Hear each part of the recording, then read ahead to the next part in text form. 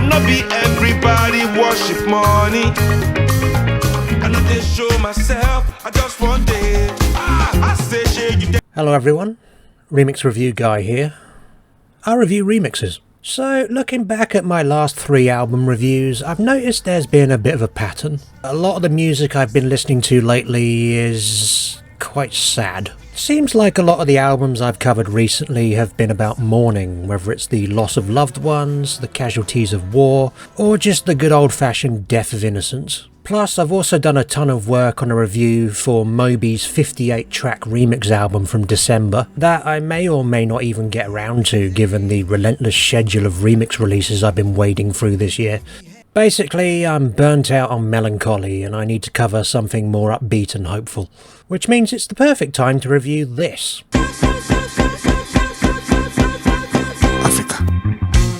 Seun Kuti, the youngest son of Afrobeat legend Fela Kuti, has been leading his late father's band, the Africa 70, for over 15 years now, although at this point the band has rebranded itself as Egypt 80. They actually formed in Kuti's native Nigeria rather than Egypt, but hey, at least it's the same continent. Far more ballpark than bands like Texas or Alabama 3 or Asia. In 2024, the band released their 7th studio album, Heavier Yet Lays the Crownless Head. A 6-track message record of well-oiled Afrobeat grooves housing Kuti's rapid-fire, timely social commentary. Yes, Seun is another artist who's concerned about the state of the world, but rather than wallow in problems, he's out there looking for solutions. And one of his propositions for a better world is collaboration. But his reaching across the aisle extends to musical genres too, as in May this year a deluxe edition of Heavier Yet dropped, dedicating its entire latter half to a track-by-track overhaul of the album courtesy of artists from the worlds of reggae, soul, jazz and hip-hop. But just how flexible is the Egypt 80s sound?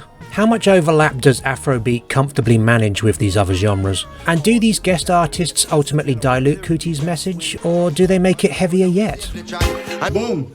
Happy? Yeah. Wicked. Well, first things first, I need to weigh up the original.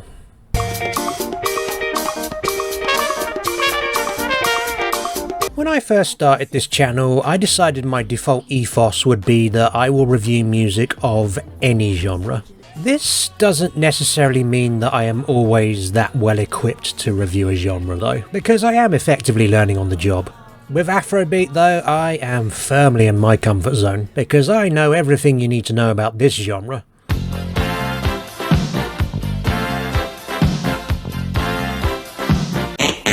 Okay, look, I'll admit this is a bit of a blind spot for me, this genre. The African music I've bought in recent years has mostly been aggressive electronic stuff from labels like Hakuna Kalala and Yege Yege tapes. Lots of angry synth, screamo vocals, trap beats, industrial noise.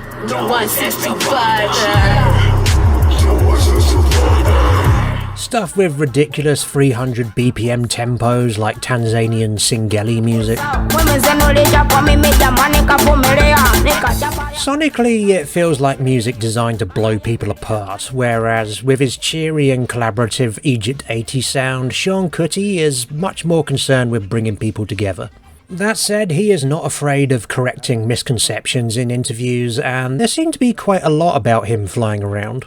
For starters, despite what some assume, Afrobeat is not a traditional music style. It certainly draws from traditional African music, but as Kuti points out, it mixes those elements with Western influences. Although by Western influences, he does clarify that he means black music of the struggle. Soul, jazz, blues, gospel, etc.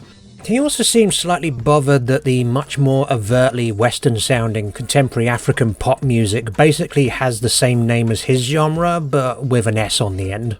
Afrobeats. So everyone watch out for more pluralised genres in the future, like jazzes or technos, or grimes. And the biggest misconception Seun seems to fight against is that he inherited the Africa 70 band, as if it was just given to him as a precious family heirloom, like a haunted mansion or a yacht. He does reluctantly accept the Nepo Baby title in one interview, but also points out that he was an active part of his father's band since he was 9, which I hope he got adequate pocket money for. Plus, Seun also revived his father's political party Movement of the People in 2020.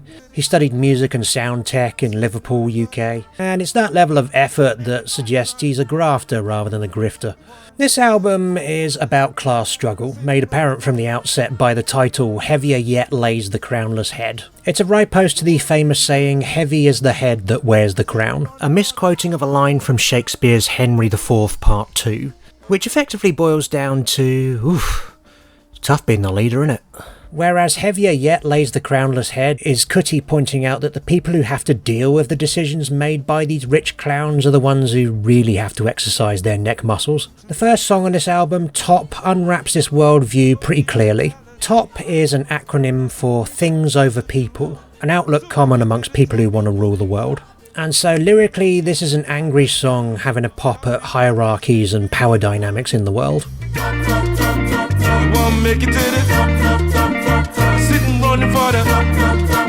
And everybody's on it. Yeah, you wouldn't know that if you heard it in passing, would you?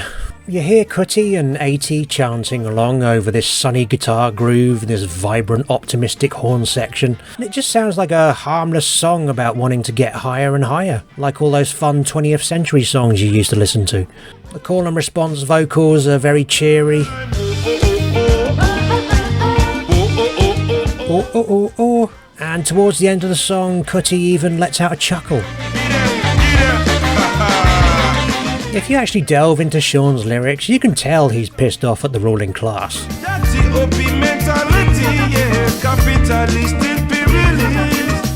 But it's controlled anger, and the overall vibe is so joyful that the music effectively ends up being a Trojan horse for urgent political polemic, which is an approach attempted by another album I reviewed this year. Come Ahead by Primal Scream, an album that, in its original form, I was none too kind to. I did wonder a little if my critique was too harsh, but from listening to Heavier Yet, I feel like I've got a lot more perspective on what that album does wrong, based on what Seun Kuti's album does right. For starters, even though Kuti is singing in a second language, his messages are clearer and more nuanced than Bobby Gillespie's.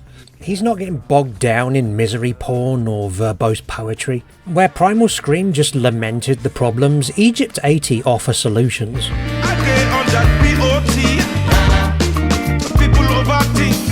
Okay, so maybe chanting the phrase people over things as a response to things over people is a little imprecise. I'm not expecting a complete instruction manual for direct organising from a 7-minute Afrobeat song, but at the very least it is hopeful music committed to the belief that another way is possible. And as a side order to the ranting, this feels very much to me like what's needed in these times. Although that said, some of the other solutions proposed on this album are not always that easy to penetrate, such as on the third track, Stand Well Well, where his advice is to stand well. Balance. Galance. It's like, dude, my posture's bad enough as it is, and now you want me to crank it up to 11? I don't know, stand well seems like good advice, stand well sounds like a Mickey Flanagan routine. Although on the subject of stand-up comics, this song is apparently about some beef Kuti has with an unnamed Nigerian comedian. And as much as Egypt 80 are a power to the people grassroots political band, the fact that they're willing to effectively write a diss track about a guy Kuti doesn't think is funny makes them quite a bit more relatable to me. It's not entirely clear what that comedian said, but with lyrics like Everybody want trends, they won't go viral. That could apply to a lot of people I know on the comedy circuit. People who will say anything for a quick buck, or pound, or naira. Then there's Emi Aluta, which Google Translate tells me is Hawaiian for less expensive. Once again, a lot of class struggle discussion on this one, talking about how the elites turn us against each other. Blame with friends, blame with cousins, blame with neighbors. Blame the cat, blame the dog, blame the birds. And bloody birds stealing all our jobs. And just to show that Kuti isn't lyrically a one-trick pony, he does also have a song here called Love and Revolution, which he wrote in response to his wife telling him he wasn't romantic, a perennial problem with political activists. And so we have this song where he waxes lyrical about his ideal woman. She no come for my looks, she come for my books. Who just happens to be very interested in politics. She no want no fashion accessory. We only talk revolutionary strategy. That might work on Bumble. The final song on the album, Move, seems to follow in the footsteps of Bob Marley's Exodus, talking about movement of the people just like his political party. It's a song about wanting people to come together and expressing that there are some difficulties in that process. You know, easy for the world today, you know that. It's so dark, we need light. But hey, we can do it. And while we're on the subject of Marley, his son Damien provides one of the 2 guest vocal appearances of this album, courtesy of the track Day. A hookup that was suggested by Damien himself, and unsurprisingly, given that he has a history of applying his dancehall chat to other musical contexts. Not always that successfully, it must be said. But on this track, him and Kuti play off each other really well.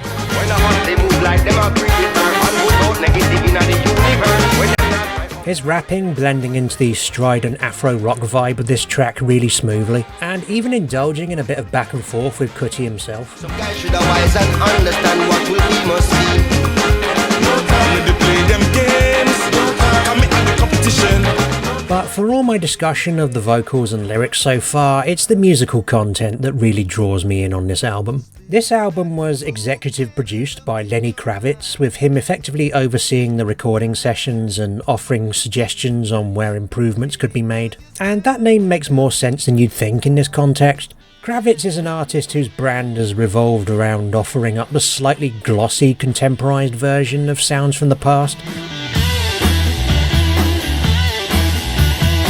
And the dude knows his way around the hook, so he seems like a pretty good choice for helping preserve the spirit of Fela Kuti in the 2020s. That said, some of the structural choices on this album are a little beyond my understanding. The opening track, Top, for example, I find particularly elusive. There's like a long instrumental passage near the beginning where it's like, okay, are we doing something here?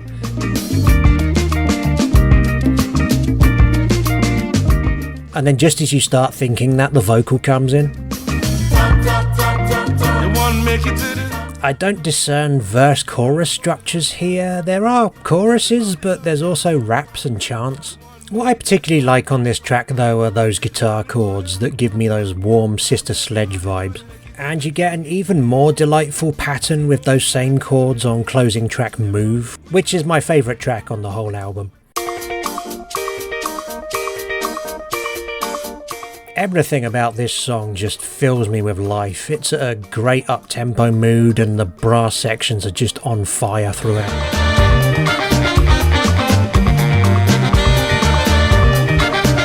Other tracks go with a longer instrumental intro before bringing the vocals in halfway through, such as Love and Revolution, which spends 4 minutes in instrumental mode before the actual lyrical content starts up.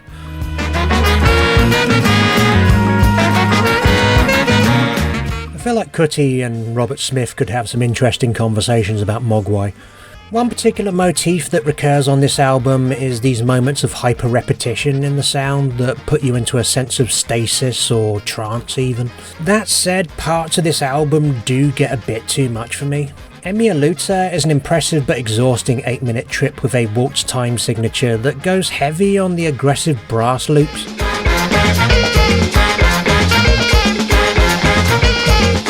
To the point of giving it a slight stuck record feel. There is at least a lot of layering going on in the journey, but it kind of statically ploughs the same rhythmic groove for what feels like an eternity, lacking some of the musical variations the other tracks have to bring in some breath.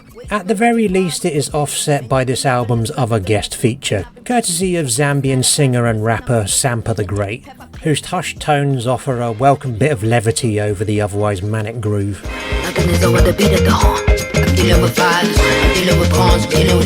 Overall though, Heavier Yet is an album that musically I am somewhat in awe of, if not necessarily loving every moment of it. And yet, with the world in the state that it's in at the moment, and with many artists seemingly retreating into nostalgia and self-pity in response, I found this album really refreshing, a much needed shot in the arm of we ain't done yet.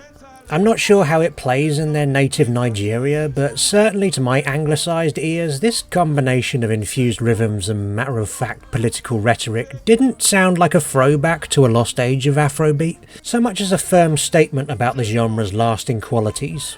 Plus, having a couple of guest features on this album definitely helps make it seem more timely, so how much further can they expand that logic on the Deluxe Edition?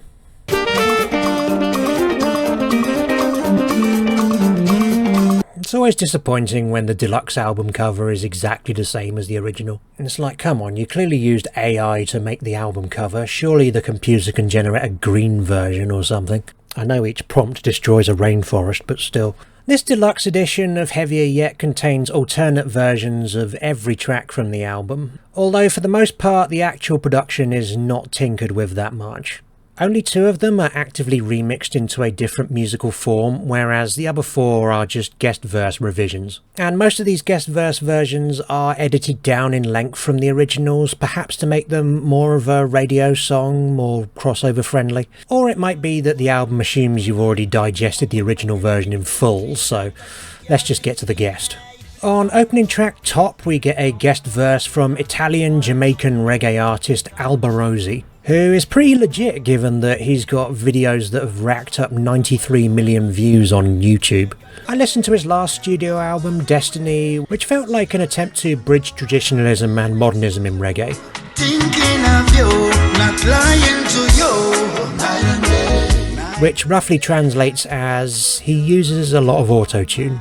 If you've seen my review of Brat, you'll know how I feel about this particular artistic decision. Particularly with an artist like Alborosie, who is a gifted vocalist in and of himself, so the effect makes his vocals seem needlessly synthetic. Thankfully not an issue on this version of Top, titled the Over the Top version, as although there might be a little bit of an electronic boost on his introduction, for the most part he seems to be toasting au naturel here, filling in the blank section towards the beginning of the original, coming in straight in with "We already on top," which does change the thrust of the lyrics a little bit. Is Alborosie telling us that he prefers things over people now? Or maybe this guest verse offers a kind of future counterpoint, saying, yeah, we're going to be at the top now, bitches. But yeah, stylistically, Alborosie's dancehall chat here fits the Afrobeat rhythm like a glove.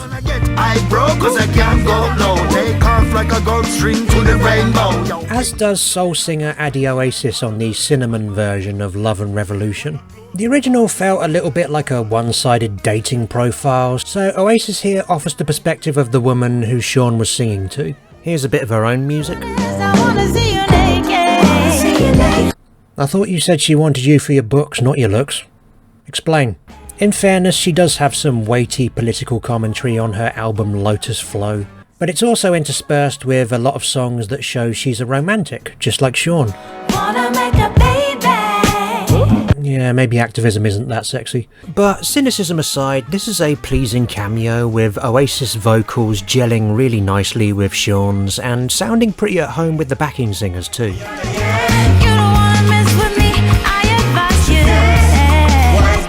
And like Alborosie, just fits into the Afrobeat vibe pretty seamlessly.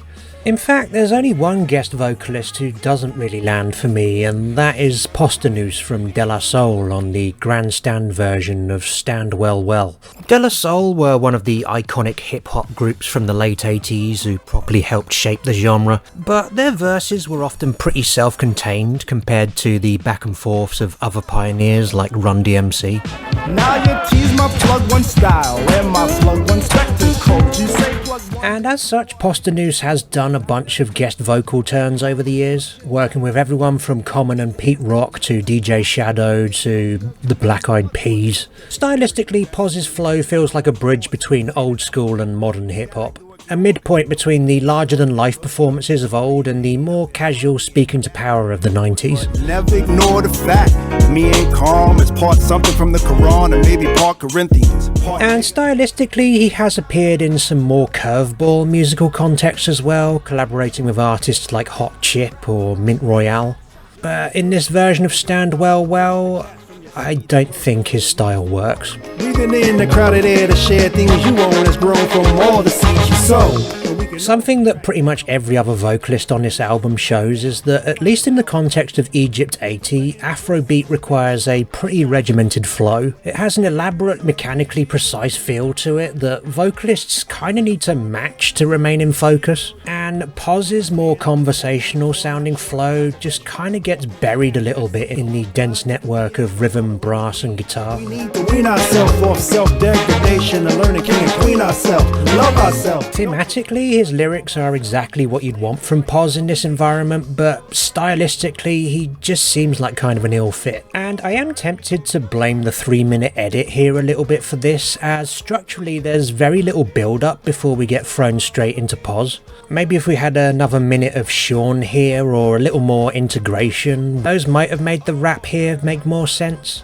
Having said that, the final guest turn of the Deluxe Edition shows that a more laid-back improvised style can fit over this tight rhythm section as long as it's from a saxophone, as modern jazz legend Kamasi Washington brings his tenor sax to the Keep Moving version of Move, and it is the cherry on top of an already excellent track.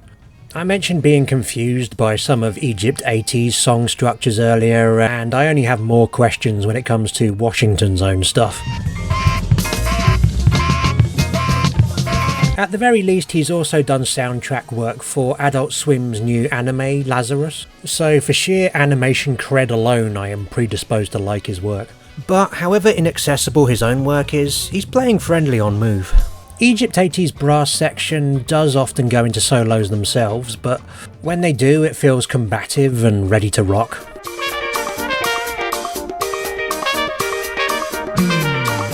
Whereas Washington's sax that comes in pretty early effectively gives it a butterfly touch on this track.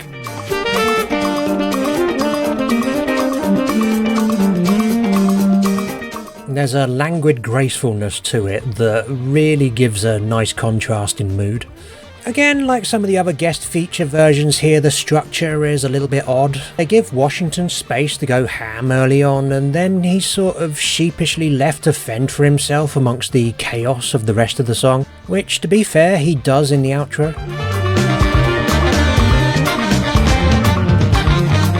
It's a slight enhancement, but an enhancement nonetheless.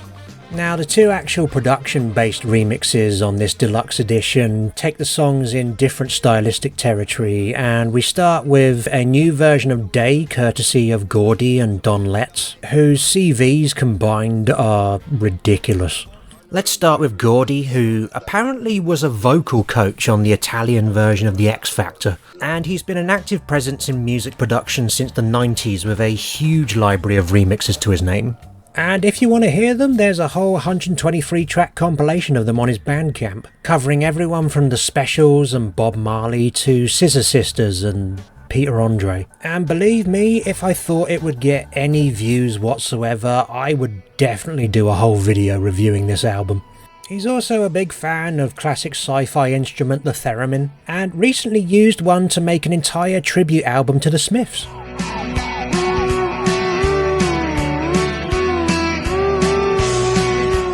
To be fair, that does sound like Morrissey. And then there's Don Letts, a videographer who has directed several of The Clash's music videos, and he actually first became involved in music as a founding member of Mick Jones's post-Clash band Big Audio Dynamite. He released his own album, Outer Sync, a few years ago, and it's the single most fascinating album I listened to from any of the guest artists here.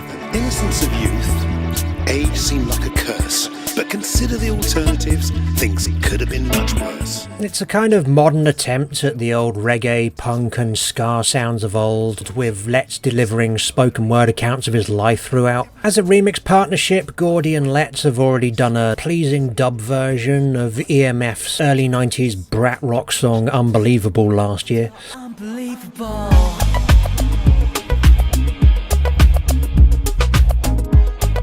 And given that this is the Damian Marley song from the original, it's very much the perfect one for them to flex their reggae muscles over. And it works really well with this strident 4/4 beat and a classic down and up reggae bass line, giving the track a solid footing. And not be everybody worship money. I know know they show myself. Jazz horn sections often fit in quite seamlessly into reggae, and it turns out that's very much the case with Afrobeat as well, the horns just punctuating the groove here with absolute ease. I'm happy, nobody like me, I can't shout. Too many people. One aspect of this remix that did wrong foot me initially is the fact that the snare drum and rhythm guitar are both tied to the same beat, as in they both play simultaneously, which I'm not used to in reggae. It's usually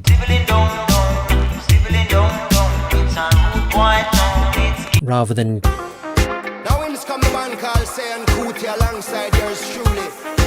and yet once I got used to it, I thought it was a really nice touch. It gives it potentially more flexibility to fit into disco and funk DJ sets with that rhythm, so yeah, great remix. The other significant retooling on this album comes from Sampa The Great, already a guest vocalist on the original version of Emi Aluta, but here she gives the song a complete production overhaul on a version titled the Zamrock remix, which I think is possibly meant to be a little bit tongue-in-cheek, given that Zamrock is a term used to describe a specific genre of psychedelic rock from Zambia.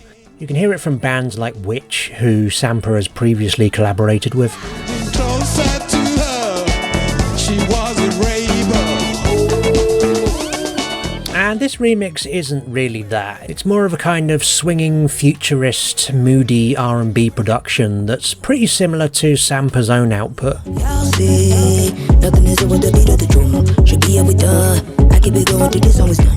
Dark and sensual and urgent all at the same time. Whatever the genre though, the important thing is this remix slaps. She basically retools the song to be completely in service of her own verse, adding in a few bits of the original Sean vocals and brass for punctuation here and there.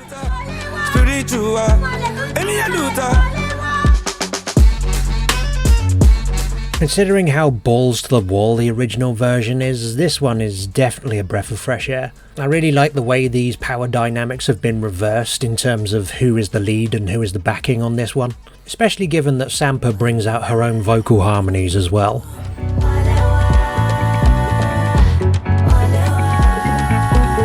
But yeah, this one's really smooth, keeping the obtuse nature of the original rhythms, but shifting them into a more portable and casually ear-friendly variant.